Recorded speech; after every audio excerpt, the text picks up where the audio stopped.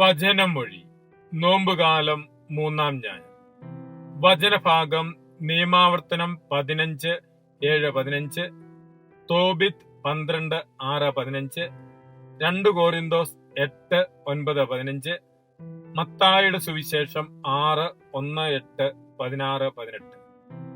ഈശോയിൽ സ്നേഹമുള്ളവരെ, നോമ്പുകാലം 3-ാം ഞായറാഴ്ച നോമ്പിന്റെ ചൈതന്യത്തിൽ ആഴപ്പെടുന്നതിനും അത് ദൈവസന്നിധിയിൽ സ്വീകാര്യമാകുന്നതിനും വേണ്ടിയുള്ള സന്ദേശമാണ് തിരുവചന പ്രഘോഷണങ്ങളിലൂടെ പങ്കുവെക്കുന്നത്. വിശുദ്ധ മത്തായിയുടെ സുവിശേഷത്തിൽ ഈശോയുടെ ഗിരിപ്രഭാഷണത്തിൽ നിന്നുമുള്ള വചനഭാഗമാണ് നാം ശ്രവിക്കുന്നത്. ഗിരിപ്രഭാഷണത്തിൽ ഈശോ പറയുന്ന ഒരു കാര്യം, നിയമത്തെയോ പ്രവാചകന്മാരെയോ ഇല്ലാതാക്കാനാണ് ഞാൻ വന്നതെന്ന് നിങ്ങൾ വിചാരിക്കരുത്. ഇല്ലാതാക്കാനല്ല, പൂർത്തിയാക്കാനാണ്. പഴയ നിയമഗ്രന്ഥങ്ങളിൽ പ്രതിപാദിച്ചിട്ടുള്ള നിയമങ്ങളും ആചാരങ്ങളും ഒക്കെ പരാമർശിച്ച് അവയെ പൂർത്തീകരിച്ചുകൊണ്ട് വിശദമായി സംസാരിക്കുന്ന ഈശോയെയാണ് ഗിരിപ്രഭാഷണത്തിൽ നാം കാണുന്നത്. മിശിഹായുടെ ശിഷ്യനുണ്ടായിരിക്കേണ്ട ജീവിത ശൈലിയാണ് ഈ പ്രഭാഷണത്തിലുടനീളം ഈശോ പഠിപ്പിക്കുന്നത്. മിശിഹായുടെ മാർഗത്തിന്റെ അടിസ്ഥാന പ്രമാണങ്ങളായി മലയിലെ പ്രസംഗത്തെ കാണുവാൻ സാധിക്കും. യഹൂദരുടെ ആത്മീയ ജീവിതത്തിലെ പരമപ്രധാനമായ 3 കാര്യങ്ങളെക്കുറിച്ചുള്ള ഈശോയുടെ പ്രബോധനമാണ് ഇന്നത്തെ സുവിശേഷ ഭാഗത്ത് പ്രതിപാദിക്കുന്നത്. ധർമ്മദാനം, പ്രാർത്ഥന, ഉപവാസം. യഹൂദമത ജീവിതത്തിന്റെ ആഴം നിശ്ചയിച്ചിരുന്നത് ഈ ത്രിവിധ ദൗത്യങ്ങളുടെ പൂർത്തീകരണമായിരുന്നു. ജലം ജ്വലിക്കുന്ന അഗ്നിയെ കെടുത്തുന്നതുപോലെ ദാനധർമ്മം പാപത്തിനു പരിഹാരമാണ്. പ്രഭാഷകൻ 3:30. ദാനധർമ്മമായിരിക്കട്ടെ നിന്റെ നിക്ഷേപം, എല്ലാ തിന്മകളിൽ നിന്നും അത് നിന്നെ രക്ഷിക്കും. പ്രഭാഷകൻ 29:12. മനുഷ്യന്റെ ദാനധർമ്മത്തെ മുദ്രമോതിരത്തെ എന്നതുപോലെ കർത്താവ് വിലമതിക്കുന്നു. പ്രഭാഷകൻ 17:22. പ്രാർത്ഥനയിൽ മടുപ്പ് തോന്നരുത്, ദാനധർമ്മത്തിൽ വൈമുഖ്യം കാണിക്കരുത്. പ്രഭാഷകൻ 7:10. നിങ്ങൾക്കിത് വിശുദ്ധ സാബത്ത് ദിവസമാണ്, നിങ്ങൾ ഉപവാസം അനുഷ്ഠിക്കണം. ലേവ്യർ 16:31. ഉപവാസം തങ്ങളെ തന്നെ എളിമപ്പെടുത്തുന്നതിനും കർത്താവിലേക്ക് തിരിയുന്നതിനുമുള്ള മാർഗമാണ്. 2 ദിനവൃത്താന്തം 20:3, എസ്ര 8:21. ഇപ്രകാരം ഇസ്രായേൽക്കാരുടെ പ്രാർത്ഥനാ ജീവിതത്തോട് ചേർന്ന് നിന്നിരുന്ന കാര്യങ്ങളായിരുന്നു ദാനധർമ്മവും ഉപവാസവും. കാലങ്ങൾ കൊണ്ട് ഇസ്രായേൽ ജനതയുടെ ജീവിത ശൈലിയിൽ മാറ്റങ്ങൾ ഉണ്ടാവുകയും ഈ ആചാരങ്ങളിലെല്ലാം കപടത കടന്നു വരികയും ചെയ്ത പശ്ചാത്തലത്തിൽ അവയെ തിരുത്തിക്കൊണ്ട് ഈശോ ഈ ത്രിവിധ ദൗത്യങ്ങൾക്ക് പുതിയ ഒരു ദർശനം നൽകുകയാണ്. യഹൂദ മതചിന്തയുടെ കേന്ദ്ര പ്രമാണങ്ങളായി അവർ കരുതിയിരുന്ന ദാനധർമ്മം, ഉപവാസം, പ്രാർത്ഥന എന്നിവയെക്കുറിച്ച് പരാമർശിക്കുകയും അവ ക്രിസ്തീയ ജീവിതത്തിൽ എപ്രകാരം അനുഷ്ഠിക്കണമെന്ന് പ്രബോധിപ്പിക്കുകയുമാണ് ഇന്നത്തെ സുവിശേഷം ചെയ്യുന്നത്.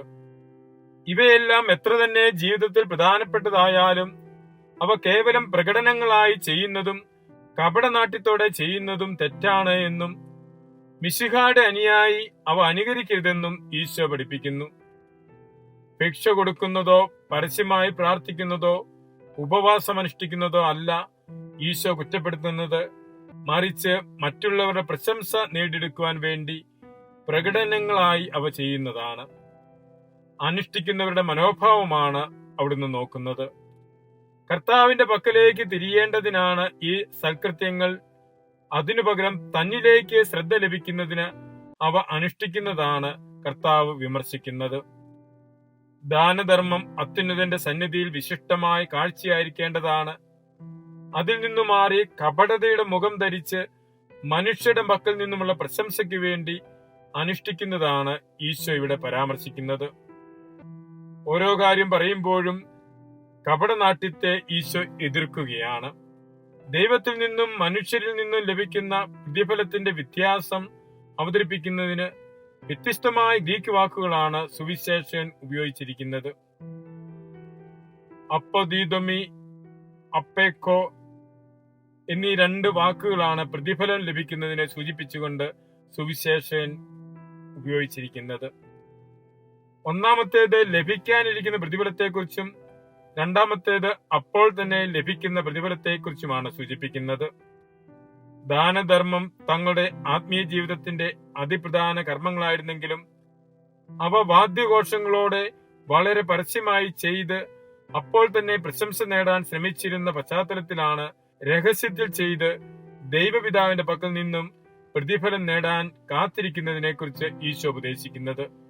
തന്റെ ശിഷ്യന്മാരുടെ ധാർമ്മികത പരീശരുടെയും നിയമജ്ഞരുടെയും ധാർമ്മികതയെ കവിഞ്ഞു നിൽക്കുന്നതായിരിക്കണമെന്നാണ് ഈശോ പഠിപ്പിക്കുന്നത്. മനുഷ്യന് നന്മകൾ ചെയ്യുന്നതും ദൈവ മുൻപിൽ സ്വീകാര്യമാകുന്ന വിധത്തിൽ അനുഷ്ഠിക്കണമെന്ന് ഈശോ പഠിപ്പിക്കുന്നു. കാരുണ്യ പ്രവൃത്തികൾ ചെയ്യുന്നത് സ്വാർത്ഥപരമായ താല്പര്യത്തിലായിരിക്കരുത്, ദൈവസ്നേഹത്തിലും പരസ്നേഹത്തിലും അധിഷ്ഠിതമായിരിക്കണം. ആത്മീയത ഒരു പ്രകടനമാകരുത്, അത് ദൈവവുമായുള്ള ആഴമായ ബന്ധത്തിന്റെ പ്രതിഫലനമായിരിക്കണം. സമ്പത്തുള്ളവന് ധാരാളം നല്ല പ്രവൃത്തികൾ ചെയ്യാൻ സാധിക്കും, എന്നാൽ അത് ദൈവസ്നേഹത്തിന്റെയും പരസ്നേഹത്തിന്റെയും നിഷ്കളങ്ക പ്രതിഫലനമാകുമ്പോഴേ ക്രിസ്തീയതയായി മാറുന്നുള്ളൂ. നിയമാവർത്തന പുസ്തകത്തിൽ നിന്നുമുള്ള പ്രഘോഷണത്തിൽ വാഗ്ദാന നാട്ടിൽ പ്രവേശിച്ചു കഴിയുമ്പോൾ ജനം പാലിക്കേണ്ട നിയമങ്ങളാണ്, ജീവിത രീതികളാണ് മോശ വിവരിക്കുന്നത്. നിയമാവർത്തന പുസ്തകം 15-ാം അധ്യായം പ്രതിപാദിക്കുന്നത് തങ്ങളുടെ ഇടയിലുള്ള അഗതിയും ദരിദ്രരുമായ സഹോദരങ്ങളോട് എപ്രകാരം പെരുമാറണമെന്നാണ്. ദരിദ്രർക്ക് ഉദാരമായി നൽകണമെന്നാണ് തിരുവചനം പറയുന്നത്. ഭൂമിയിൽ ദരിദ്രരെന്നും ഉണ്ടായിരിക്കും, ആകയാൽ നിന്റെ നാട്ടിൽ വസിക്കുന്ന അഗതിയും ദരിദ്രരുമായ സഹോദരർക്ക് കൈ അയച്ചു കൊടുക്കുക. നിയമാവർത്തനം 15:11. നിങ്ങൾക്കായുള്ള സകലത്തിന്റെയും ദശാംശം നൽകണമെന്നും അത് ലേവ്യർക്കും അഗതികൾക്കും അനാഥർക്കും വിധവകൾക്കുമായി നൽകണമെന്നും നിയമം നിഷ്കർഷിക്കുന്നു. നിന്റെ ദൈവമായ കർത്താവ് നീ ചെയ്യുന്ന എല്ലാ ജോലികളിലും നീ ആരംഭിക്കുന്ന എല്ലാ പ്രവൃത്തികളിലും നിന്നെ അനുഗ്രഹിക്കും. നിന്റെ പ്രവൃത്തികൾ കാണുന്ന ദൈവം നിനക്ക് പ്രതിഫലം നൽകും. പരസ്നേഹ പ്രവൃത്തികളിലൂടെ പുണ്യജീവിതം നയിച്ചിരുന്ന ഒരു ഉത്തമ യഹൂദനായിരുന്ന തോബിത്തിനുണ്ടായ അനുഭവമാണ് ഇന്നത്തെ രണ്ടാമത്തെ പ്രഘോഷണത്തിൽ കാണുന്നത്. തോബിത്ത് ചെയ്ത എല്ലാ പ്രവൃത്തികളും കാണുന്ന ദൈവം അവന്റെ പ്രാർത്ഥനകൾക്ക് ഉത്തരം നൽകുന്നു. ഉപവാസം, ദാനധർമ്മം, നീതി എന്നിവയോടുകൂടിയാകുമ്പോൾ പ്രാർത്ഥന കൂടുതൽ ഉത്തമമെന്ന് ദൂതൻ തോബിത്തിനോട് പറയുന്നു. അതിനാലാണ് അവന്റെ പ്രാർത്ഥന കേൾക്കപ്പെട്ടത്. നന്മ ചെയ്യുക, നിനക്ക് തിന്മ വരികയില്ല. പ്രാർത്ഥനാ ജീവിതത്തെ, അതായത് ആത്മീയ ജീവിതത്തെ അനുഗമിക്കേണ്ട കാര്യങ്ങളാണ് ഉപവാസവും ദാനധർമ്മവും നീതിയുമെന്ന് തിരുവചനം ഓർമ്മപ്പെടുത്തുന്നു. ജെറുസലേമിലെ സഭയിൽ ദാരിദ്ര്യം അനുഭവിച്ചപ്പോൾ അവിടെയുള്ളവർക്ക് വേണ്ടി കഴിയുന്ന വിധത്തിൽ സംഭാവന ചെയ്യാൻ പൗലോസ് ശ്ലീഹ കോറിന്തോസിലെ സഭയ്ക്ക് നൽകുന്ന ആഹ്വാനത്തിന്റെ ഭാഗമായുള്ളതാണ് ഇന്ന് ലേഖനത്തിൽ നിന്നുമുള്ള പ്രഘോഷണം. കൽപ്പനയായല്ല ശ്ലീഹ പറയുന്നത്, മറിച്ച് ഓരോരുത്തരും സ്വതന്ത്രമായി തങ്ങളുടെ കഴിവനുസരിച്ച് സ്നേഹത്തിൽ അധിഷ്ഠിതമായി ദാനം ചെയ്യണം. അവരുടെ സമൃദ്ധി നിങ്ങളുടെ കുറവിനും നിങ്ങളുടെ ഇപ്പോഴത്തെ സമൃദ്ധി അവരുടെ കുറവിനും ഉതകണമെന്ന് ശ്ലീഹ പ്രബോധിപ്പിക്കുന്നു. ആദിമ സഭാവിശ്വാസികൾ ജീവിച്ചു പോകുന്ന ചൈതന്യമാണ് ഇവിടെ പ്രകടമാകുന്നത്. നോമ്പുകാലം ദാനധർമ്മത്തിന്റെയും ഉപവാസത്തിന്റെയും പ്രാർത്ഥനയുടെയും കാലമാണ്. അത് ദൈവത്തിന് പ്രീതികരമായ വിധത്തിൽ അനുഷ്ഠിച്ച് ആത്മവിശുദ്ധീകരണം നേടുന്നതിനും ജീവിത നവീകരണം നടത്തുന്നതിനുമുള്ള അവസരമാക്കണം. ദൈവത്തിൽ നിന്ന് പ്രതിഫലം നേടുന്നതിന് നമ്മെ യോഗ്യമാക്കത്തക്ക വിധം ഈ നോമ്പുകാലം നമുക്ക് ആചരിക്കാം. മിശിഹ നമ്മെ അനുഗ്രഹിക്കട്ടെ. ആമേൻ.